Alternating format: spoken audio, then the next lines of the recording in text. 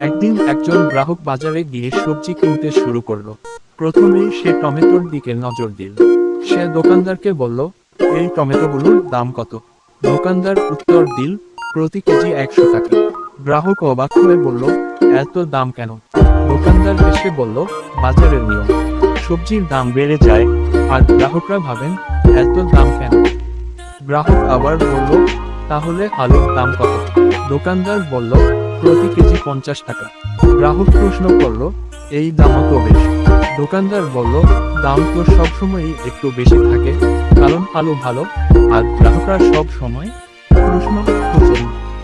শেষে গ্রাহক সবজি কিনে বাড়ি ফিরতে গিয়ে ভাবল, বাজারে আসলে দাম সবসময় বেশি থাকে, কিন্তু সবজির সাথে কথা বলে দেখলে সবকিছু মূল্যবান মনে হয়।